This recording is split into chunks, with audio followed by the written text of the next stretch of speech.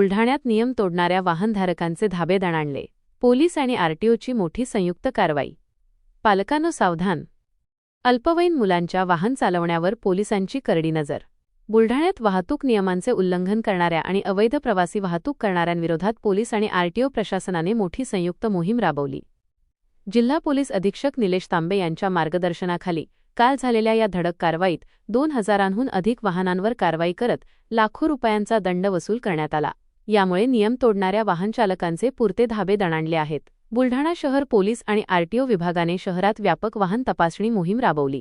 यावेळी सायलेन्सर बदललेल्या bullet, pressure horn, प्रखर दिवे आणि फॅन्सी नंबर प्लेट वापरणाऱ्यांवर कडक कारवाई करण्यात आली.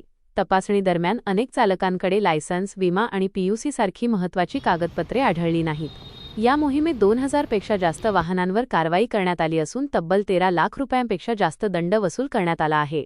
यामध्ये काही वाहनांवर 15,000 ते 27,000 रुपयांपर्यंतचा मोठा दंड आकारण्यात आला, तर गंभीर त्रुटी असलेल्या गाड्या जागच्या जागी जप्त करण्यात आल्या. या मोहिमेत कॉलेज आणि क्लासेसला जाणाऱ्या अल्पवयीन मुलांचीही तपासणी करून त्यांना समज देण्यात आली. यापुढे जर लहान मुले वाहन चालवताना आढळली तर थेट त्यांच्या पालकांवर कडक कारवाई केली जाईल, असा सज्जड इशारा पोलीस निरीक्षक संग्राम पाटील यांनी दिला आहे.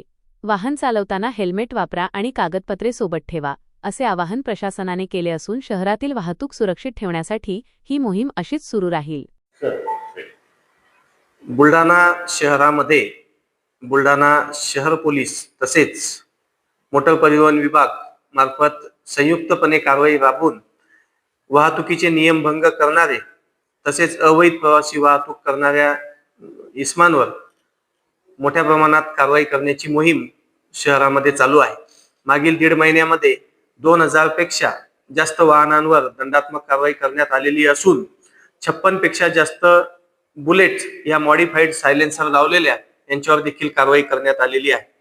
यानंतर सुद्धा अशाच पद्धतीची कारवाई करण्यात येणार आहे.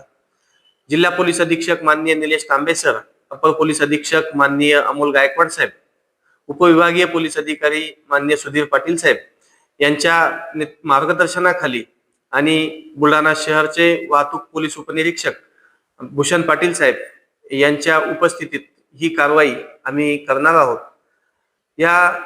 यानंतर सुद्धा अवैध प्रवासी वाहतूक करणारे, ज्यांच्याकडे वाहनांचे कोणत्याही प्रकारे कागदपत्र नाहीत, परवाने नाहीत, तसेच लायसन्स नाहीत, यांच्यावर सुद्धा कारवाई आम्ही करणार आहोत. अल्पवयीन मुले जी शाळा, कॉलेजेस किंवा क्लासेसला दुचाकी घेऊन जातात त्यांना सुद्धा आम्ही समज दिलेली आहे, त्यांच्या पालकांना सुद्धा समज दिलेली आहे. परंतु अशाच पद्धतीने जर अल्पवयीन मुले वाहने चालू असताना मिळून आले तर पालकांवर सुद्धा आम्ही कारवाई करणार आहोत. तसेच सध्या 200 बस स्टँड पासून 200 मीटरच्या परिसरामध्ये कोणत्याही प्रकारे वाहने लावू नयेत अवैध प्रवासी वाहतुकीची, असा नियम आहे. परंतु तसं होताना दिसत नाही. तशा वाहनांवर सुद्धा आम्ही मोटर व्हेकल कायदा प्रमाणे कायदेशीर कारवाई आम्ही करणार आहोत. बुलढाणा शहर हे वाहतुकीच्या अडथळा मुक्त तसेच अपघात मुक्त करण्यासाठी जास्तीत जास्त प्रयत्न करून आम्ही शहर हे वाहतूक मुक्त व अपघात मुक्त करणार आहोत. धन्यवाद.